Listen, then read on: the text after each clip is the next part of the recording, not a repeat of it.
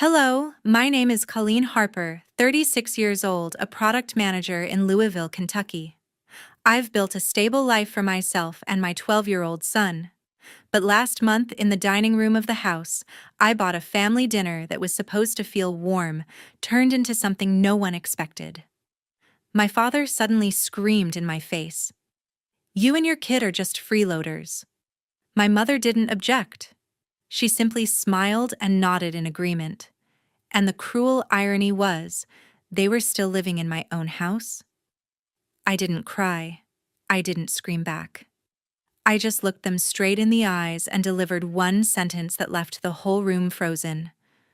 From that moment, everything began to crumble. Why did I have to face my parents like this? What drove our relationship to fracture so deeply it may never heal? What would you do if you were in the same situation? Share your thoughts. Your story might be the message someone else needs to hear. To understand why I drew that line, I need to take you back to where it all began.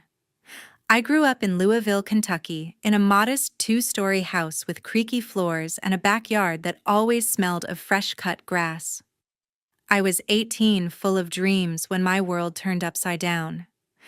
My grandfather had passed a year earlier, leaving me $100,000 in his will, a safety net meant for my future, maybe college or a start in life. I was thrilled, planning to study computer science, picturing a career where I could build something of my own.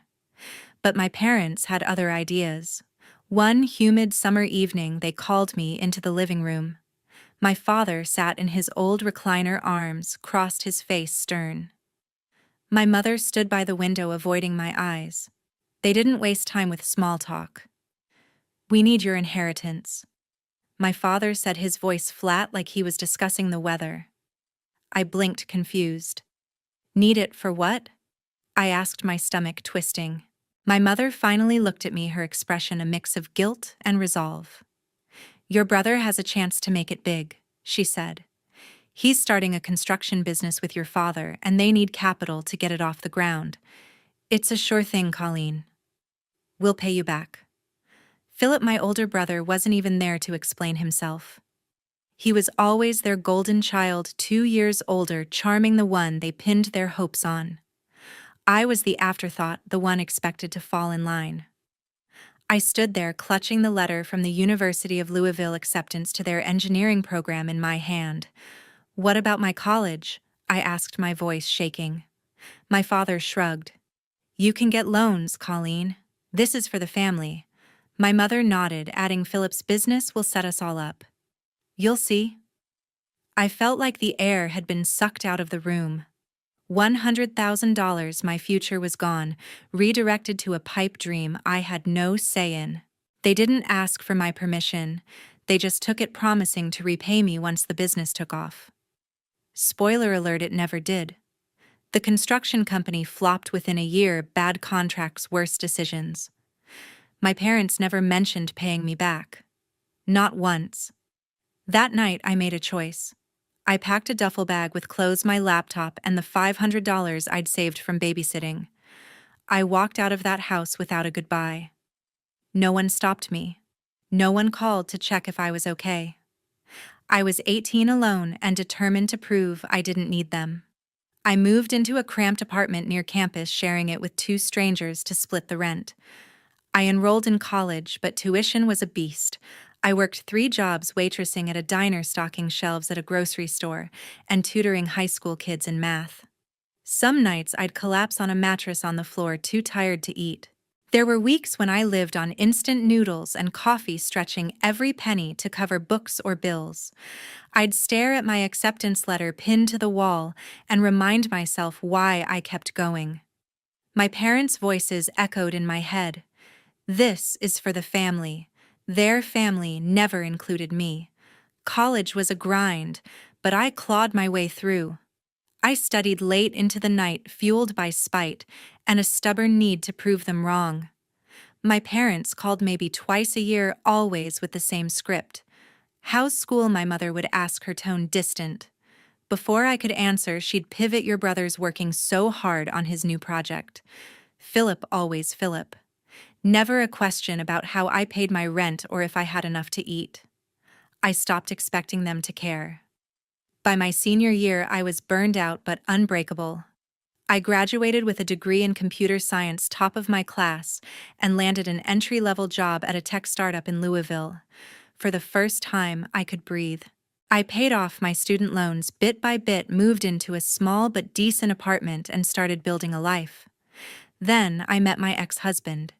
He was a colleague, sharp, funny, the kind of guy who seemed dependable. We got married, had my son, and, for a moment, I thought I'd found stability. But life had other plans. 3 years in, I found texts on his phone, proof he'd been cheating for months. I didn't beg him to stay. I packed his bags, left them by the door, and said, "Get out." He did, but he stayed in our son's life, sending money every month. That was enough for me. Those years shaped me into someone who doesn't bend. I fought for every scrap of my success while my parents and Philip coasted on excuses. They never apologized for taking my inheritance, never acknowledged the nights I went hungry. That betrayal planted a seed of resentment that grew quietly, waiting for the day I'd face them again. At 36, I've built a life I'm proud of. My job isn't just a paycheck, it's a testament to every late night I spent studying, every shift I worked to pay my way through college. I manage a team that builds software people rely on, and I'm damn good at it. My name carries weight in the industry, and that's something I earned, not inherited. I own a 3-bedroom house in a quiet suburb with a mortgage I pay on time, and a backyard where my son plays soccer. This life, this stability, it's mine, built from scratch. My son Dylan is 12 now, and he's the center of my world. He's got this infectious laugh that makes even my worst days bearable. Whether he's acing his math tests or begging me to let him stay up late for one more video game, I see so much of myself in him, the stubborn streak, the quiet determination. I make sure he knows he's enough, that he doesn't have to prove himself to anyone. Every weekend we have a ritual pizza night, a movie, and him telling me about his dreams of being an astronaut. I'd move mountains for that kid, and he knows it. He's my reason for everything. My parents, on the other hand, are a different story. After I left home at 18, they barely reached out. A birthday card here, a Christmas call. They're always brief, always hollow. But over the last few years, their messages started to change. My mother would text, "How's work going?" Colleen, not because she cared, but as a segue to ask for money. "Your father's business isn't doing well," she'd write. Or, "Philip's trying to start something new. Could you help out?" The first time I sent a couple $1,000s thinking it was a one-off, but the requests kept coming: $5,000 for a car repair, $10,000 for a business opportunity. I started saying no. Each time my mother's texts got sharper: "You're doing so well, can't you spare something for family?" My father called once, his voice gruff, saying, "We sacrificed so much for you, Colleen." Sacrificed? What exactly? The inheritance they took. The years they ignored me. I stopped responding to most of their messages. I'd see their names pop up on my phone. My mother, my father, and let the calls go to voicemail. Philip. My brother never called himself. He didn't need to. My parents were his mouthpiece. I knew they were still propping him up, still betting on his next big idea while I was out here building my own life. It stung, but I'd learned to live with it. I had Dylan, my career, and a circle of friends who felt more like family than my blood ever did. One of those friends is Denise Bailey, my best friend and financial advisor. She's been my rock since we met at a networking event 5 years ago. Denise is the one who helped me buy my house, set up Dylan's college fund, and plan for a future where I don't have to worry about money. She's blunt, no nonsense, and always has my back. When I told her about my parents' money requests, she didn't sugarcoat it. "They're using you," she said, her voice firm. "You don't owe them a dime." Her words stuck with me, reinforcing the boundaries I'd started to set. I thought I'd found my balance, work, Dylan, a life I could call my own. I wasn't looking for closure or reconciliation with my parents. I just wanted to keep moving forward. But then my mother's number flashed on my phone one evening, her voice trembling with urgency. That call would pull me back into the chaos I'd spent years escaping. That call came on a quiet Tuesday evening. I was helping Dylan with his math homework, his pencil scratching across a notebook as we sat at the kitchen table. My phone buzzed and I glanced at the screen, my mother's name. I hadn't spoken to her in months, not since her last text asking for $10,000 for some vague emergency. I let it ring, debating whether to ignore it. But something in me stirred, maybe guilt, maybe curiosity, and I picked up. Her voice was shaky, not the usual calculated tone she used when asking for money. "Colleen, it's your father," she said. "He's sick, really sick. We need you to come home." I froze, the word home hitting me like a slap. Home. The house I'd walked away from at 18. The place where they'd taken my inheritance without a second thought. I pressed the phone tighter to my ear, my heart racing. "What's wrong with him?" I asked, keeping my voice steady. She hesitated, then said, "It's his heart. Doctors say he needs surgery, but we're in trouble. The bank's threatening to foreclose on the house, $300,000 in debt from your father's latest business venture." Her words were rushed, almost desperate, but I caught the familiar undertone. They needed something from me. I leaned back in my chair, glancing at Dylan, who was watching me with those big, curious eyes. "What do you want me to do about it?" I asked, already knowing the answer. My mother didn't miss a beat. "Come back, Colleen. Talk to the bank, maybe help us out. You're doing so well and we're family." There it was, the same tired line she'd used for years. Family. I wanted to laugh, but my throat tightened instead. I told her I'd think about it and hung up, my mind spinning. That night, I couldn't sleep. I sat on my couch, a glass of wine untouched on the coffee table, replaying her words. My father sick. The house at risk. $300,000. It wasn't just about money, it was the weight of everything I'd buried since I left. Part of me wanted to ignore them, let them deal with their mess. They'd never cared about my struggles, so why should I care about theirs? But another part? The part that still remembered my father teaching me to ride a bike, or my mother baking cookies when I was little, gnawed at me. What if I didn't go back? Would I regret it when it was too late? I called Denise the next morning. She answered on the first ring, her voice sharp and practical. "Don't let them guilt trip you," she said when I told her about the call. "They've been bleeding you dry for years. You don't owe them anything." I knew she was right. Denise always cut through the noise, but I couldn't shake the feeling that I needed to face them, not for their sake, but for mine. If my father was really sick, I didn't want to live with the what-ifs. I told her I was going back to Louisville, not to save them, but to close a chapter I'd left open too long.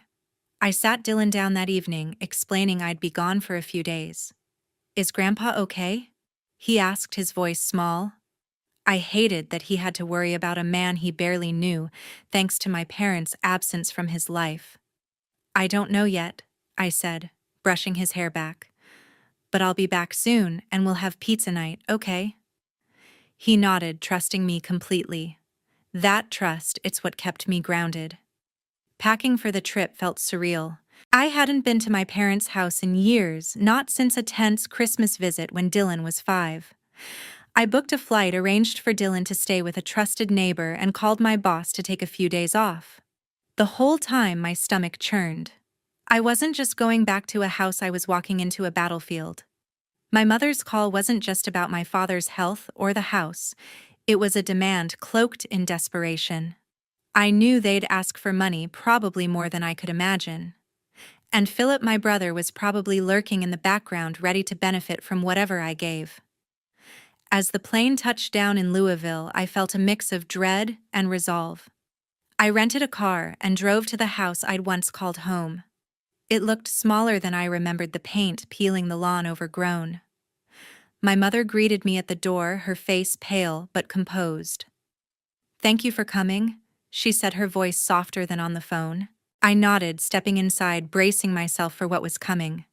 My father was in the living room looking frailer than I'd ever seen him, but his eyes still had that stubborn glint. Philip wasn't there, typical. They didn't waste time. Over coffee, my mother laid it out. The bank was moving fast and they needed me to step in. "You've got the means," she said, her tone shifting from pleading to expectant. I listened, saying nothing, my mind already racing toward the confrontation I knew was inevitable. The next evening, I agreed to stay for a family dinner. That's when everything unraveled. The dinner table was set, but I wasn't prepared for the ambush. I'd agreed to stay for the meal, hoping for a civil conversation, maybe some clarity about my father's health, or the foreclosure looming over their house. Instead, I walked into a setup. My parents had invited my brother Philip, who strolled in late, his usual smirk plastered across his face. My mother fussed over him, piling food onto his plate, while my father sat at the head of the table, his expression unreadable but tense. I took a seat, my stomach tight, sensing the storm brewing. The first few minutes were deceptively calm. My mother chattered about neighbors. I didn't remember her voice overly bright, like she was trying to paper over the cracks. Philip bragged about his latest business idea, some vague real estate venture that sounded as shaky as his last one. I nodded politely, picking at my food, waiting for the real reason I was there. My father broke the silence, his voice low and deliberate. "Colleen, we need to talk about the house," he said, leaning forward. "The bank's not budging. We owe $300,000 and they're ready to take it all."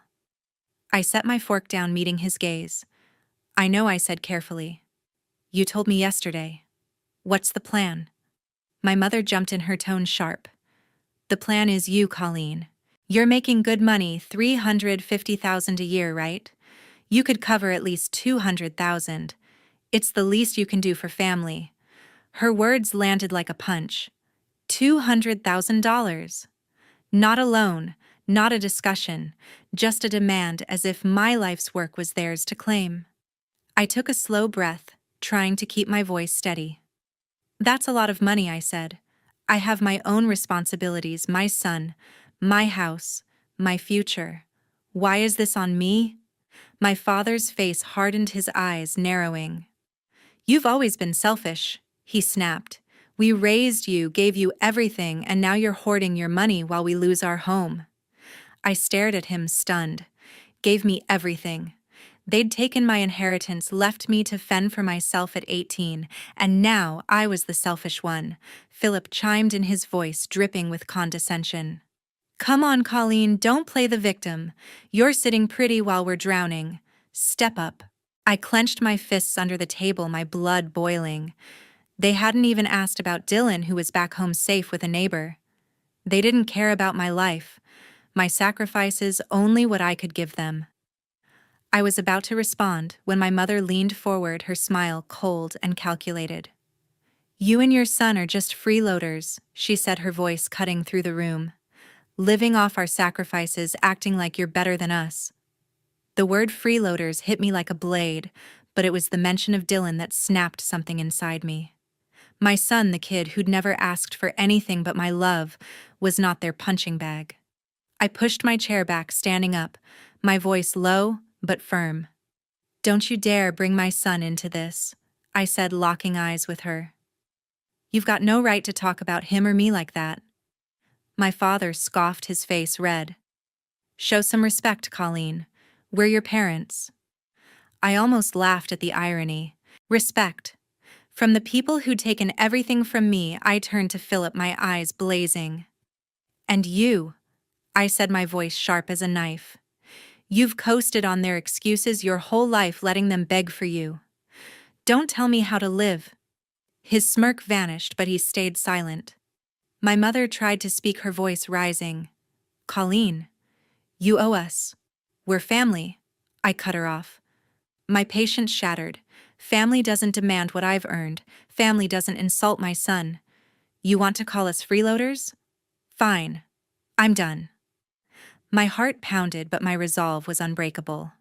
I looked from my father to my mother, then to Philip, and made my decision.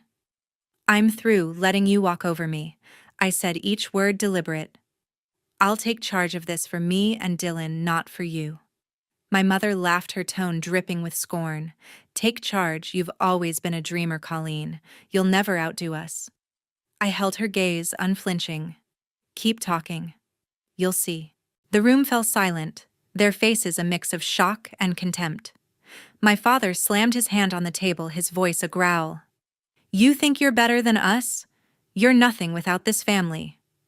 I didn't flinch. I'd spent years building my life, and their words couldn't touch me anymore. I walked out of the dining room, my hands steady, my mind racing with a plan. I called Denise that night, her voice a lifeline. You're really done with them? She asked, her tone a mix of worry and pride. I have to be, I said. For Dylan. For me. She didn't argue, just promised to help. I knew the fight was far from over. I thought the worst was over, but my mother had other plans. 2 days after the dinner, my phone started buzzing with notifications. Friends, coworkers, even Dylan's soccer coach sent me messages. Have you seen this? I opened TikTok, and there it was, a video from my mother's account. Her face, tear-streaked voice, trembling with rehearsed emotion. My daughter abandoned us, she said, clutching a tissue. She's got all this money, but won't help her own family save our home. She's turned her back on us, on her own blood. The caption read, "Ungrateful daughter leaves parents to lose everything." It had thousands of views, hundreds of comments calling me heartless, selfish, a disgrace. My stomach churned. Eleanor had taken our fight public, twisting the truth to paint me as the villain. I sat on my hotel bed staring at the screen, my hands shaking with anger. She hadn't just insulted me, she'd dragged Dylan into this, implying he was part of my so-called betrayal. I wanted to fire back, post my own video, tell the world how she and my father took my inheritance, how they called us freeloaders. But I knew better. Reacting in anger would only fuel her narrative. I needed to be smarter, strategic. I called Denise, my advisor, who picked up immediately. I saw the video, she said before I could speak. It's disgusting, Colleen. What do you want to do? I paced the room, my mind racing. I want to take control, I said, my voice steady despite the rage. They're not going to bully me into submission, not this time. Denise didn't hesitate. Then let's hit them where it hurts. The house, they're desperate to keep it. You've got the means. Buy it out from under them. The idea sparked something in me. It wasn't just about revenge. It was about reclaiming what they'd tried to take: my power, my dignity. I told her to start the process, and she promised to connect me with a lawyer by morning. The next day, I met with a real estate attorney. Denise recommended a sharp woman named Laura, who laid out the situation. The bank was ready to foreclose on my parents' house due to their $300,000 loan default. Laura confirmed I could buy the property directly from the bank, wiping out their claim. It's not cheap, she warned, but your finances can handle it. You'd own the house outright and they'd have no leverage. I nodded, my resolve hardening. This wasn't about saving them, it was about ending their hold over me. Denise worked her magic, pulling together my savings, investments, and a loan I could comfortably manage. Within a week, we had a deal with the bank. I signed the papers, my hand steady, as I became the legal owner of the house I'd grown up in. It felt surreal, like closing a wound I'd carried for years. But I wasn't done. I had Laura draft a contract. My parents could stay in the house, but only if they agreed to repay the $300,000 over 5 years with interest. If they missed a payment, they'd be out. It was a lifeline, but one with strings, my strings. I didn't tell them right away. I wanted the news to land with weight. Instead, I had Laura send an official notice to my parents and Philip outlining the new reality: I owned the house, and they were tenants bound by my terms. The notice also included a cease and desist letter demanding Eleanor take down the TikTok video and stop spreading lies. Defamation has consequences. Laura wrote her words crisp and unyielding. I knew my mother would see it as a slap, but I didn't care. She crossed a line and I was done playing nice. When the notice arrived, my mother called, her voice shrill with fury. "You think you can control us, Colleen?" she spat. You're no better than us throwing your money around like you're some big shot. I let her rant, my silence louder than her words. You got the notice, I said finally. Follow it or face the consequences. I hung up, my heart racing but my conscience clear. Philip texted later a single line. You're ruthless. I didn't respond. He wasn't wrong, but I wasn't sorry either. I flew back to Louisville that weekend, picking up Dylan from the neighbor's house. He ran to me, his smile brighter than the sun. Did you fix everything? He asked, his voice full of trust. I hugged him tight, my throat tight. I'm working on it, kid, I said. I didn't tell him about the house or the video, not yet. He didn't need to carry that weight. But I knew this fight was far from over. My mother's silence after the call felt too calculated, like she was planning her next move. I sat with Denise that evening going over the paperwork. You're playing a dangerous game, she said, her tone half warning, half admiration. They're not going to take this lying down. I nodded, staring at the contract in my hands. I'd taken a stand, but I was ready for whatever came next. My mother's silence didn't last long. A week after the legal notice arrived, I got a call from Laura, my attorney. They're refusing to sign the contract. She said, her voice calm but firm. Your parents claim they don't owe you anything and they're demanding to stay in the house. I wasn't surprised. Eleanor and Kenneth had spent their lives dodging accountability, always twisting the narrative to suit them. But this time, I held the cards. I own the house now, every square foot of it, and their refusal only sealed their fate. I told Laura to move forward with eviction proceedings. No more chances, I said, my voice steady. They made their choice. The eviction process wasn't quick, but it was thorough. Laura filed the necessary paperwork and a court date was set. My parents fought back, of course. Eleanor sent me a flurry of texts, each one sharper than the last. You're tearing this family apart, she wrote. How can you do this to your own blood? I didn't respond. Her words stung, but they didn't sway me. She'd called Dylan a freeloader, smeared me on TikTok, and expected me to bankroll their mistakes. Kenneth's messages were colder, more direct. You'll regret this, Colleen. I saved every text, every voicemail, handing them over to Laura as evidence of their hostility. Philip stayed quiet for the most part, but I knew he was in the background egging them on. He'd always been their golden child, the one they propped up while dismissing me. When Laura served the eviction notice in person, she told me Philip was there, his face pale, but his mouth shut. He didn't dare confront me directly, not after I'd called him out at the dinner. The notice gave them 30 days to vacate. If they didn't, the sheriff would step in. I didn't want it to come to that, but I was prepared. I'd spent too long letting them walk over me, and I wasn't bending now. By the end of the month, they were gone. Laura confirmed they'd moved out, leaving the house in disarray, boxes, half-packed furniture shoved against walls as if they'd left in a huff. I flew back to Louisville to inspect the property. Walking through the rooms felt strange, like stepping into a memory I didn't want to relive. The kitchen where my mother once baked cookies was now cluttered with unwashed dishes. My old bedroom, where I'd dreamed of a future beyond their reach, had been turned into storage for Philip's failed ventures. I didn't linger. I hired a cleaning crew and put the house up for rent. The income would cover the loan I'd taken to buy it, and anything left would go to Dylan's college fund. I learned later that my parents had rented a small apartment on the edge of town. Kenneth's health was still fragile, but he was managing according to a mutual acquaintance. They'd found part-time jobs, Eleanor at a grocery store, Kenneth doing bookkeeping for a local business. For the first time in years, they were forced to stand on their own. Philip, unsurprisingly, had moved in with them, still chasing his next big idea. I didn't care to know the details. Their lives were no longer my burden. Cutting them off was harder than I expected. Not because I wanted their approval, I'd given up on that years ago, but because letting go meant closing a door I'd always hoped might open to something better.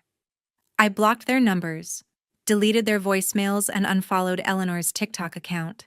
The video she'd posted was gone, taken down after Laura's cease and desist letter, but the comments lingered in my mind. Strangers had called me cruel, a bad daughter without knowing the years of betrayal behind it. I had to remind myself their opinions didn't matter. I knew my truth, and that was enough. Dylan became my anchor. When I got back home, he was waiting with a drawing he'd made a rocket ship soaring past the moon, his dream of being an astronaut in every line. "For you, Mom," he said, his grin wide. I hugged him, my heart full. Every choice I'd made, the house, the fight, the eviction, was for him, to show him what it means to stand up for yourself. We spent that weekend planting flowers in our backyard, something we'd been talking about for months. As we dug in the dirt, Dylan asked about his grandparents. "Are they mad at us?" he said, his voice small. I paused, choosing my words carefully. "They're mad at themselves," I said. "But we're okay, you and me. We've got each other." He nodded, satisfied, and went back to planting. That moment, his trust in me was worth more than any apology I'd never get. Denise was there through it all, checking in with her usual blunt advice. "You're free now," she said one evening over coffee. "They can't touch you anymore." She was right, but freedom came with a weight. I'd spent so long defining myself against my parents' failures, their demands, their betrayal. Now I had to figure out who I was, without that fight. I threw myself into work, taking on new projects, mentoring younger colleagues. I wanted Dylan to see a mother who wasn't just surviving, but thriving. My team at the tech firm noticed the change, my focus sharper, my confidence unshaken. I wasn't just a product manager anymore. I was someone who'd taken back her life. I thought about Travis, my ex-husband, a few times during those months. He'd stayed out of the drama, true to his hands-off approach. When he called to check on Dylan, I kept it civil.